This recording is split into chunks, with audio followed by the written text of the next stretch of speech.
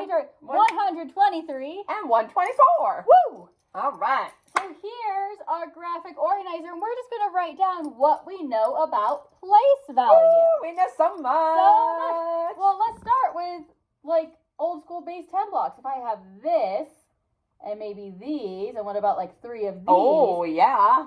And we're doing whole numbers. Because we can use the same things to represent decimals later on, but we're not doing that right this second. So we could say that this is 123. We sure can, because we have 100, we have 2 10s, and we have 3 little ones. But what if I do the same thing, but now it's decimals? Oh. So this would be one. That's one whole, huh? This is 2 tenths, and these are 3 hundredths. Ooh. Same blocks representing different things. That's so cool. And same thing that we've talked about, right? If I took that one whole and I broke it into 10 parts, I have tenths. If I broke those tens into 10 parts, I'd have hundredths. Okay? All right, so we can look at those different things, and kind of as we were looking here, okay, if I think about those numbers and how we can change from one place value to another, it's always times 10. So if we had 10 times that 10, it would equal 100. Right, so that 1 moved up to the hundreds place. So Right? what if we had 1/10 times 10? So it'd be like 10 dimes, then I'd get $1. So one whole. Awesome. So as we keep thinking about that, as we go up by 10, well, what happens when we want to go down? Okay. Oh, we divide by 10. Right, so one of the ways we can talk about that is dividing a place value by 10 will get us down one place value.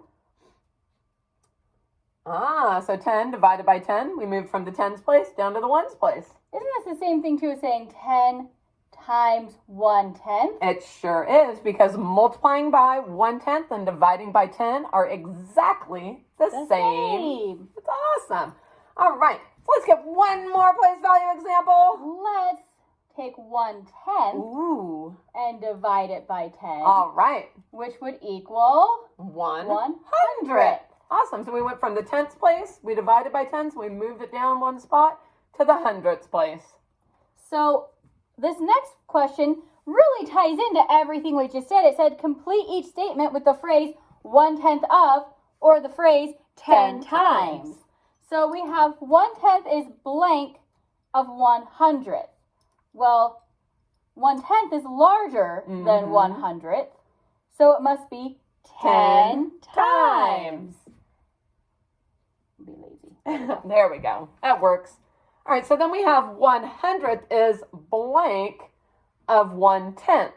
Well, 100th is smaller, so it's only going to be 1/10 of 1/10. All right. We're already done with our first page. There we go. Next page. We're cranking. All right, too far. All right. So this one says, write the missing number in each, I think it says sentence or something like that. Maybe something with the base 10 blocks. We can't really see it, but we don't really care. Oh, below. Models to show how ones, tens, hundreds, and thousands are related. Okay. Well, on that first page, we were doing 10 times as much.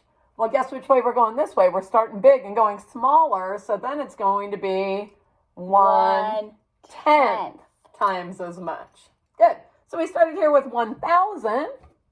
Big guy. Broke it into 10 parts to 100. So 100 is 1/10 of 1,000. Keep going with that same vein. 10, is 1/10 of 100. So we took that 100, broke it into 10 parts. We got 1/10. Okay. And now we have one little guy. He's so little, I lost it. Uh-oh. I don't know where he went. Oh, well, sorry. Pretend. Here's my invisible one. That was a superpower. That Cube wanted invisibility as a superpower. You I guys got will think back to I last threw week. it. Whatever. I found it and I threw it across the room on accident. It can fly too. It's invisible and it can fly. Super cute. Woo! All right.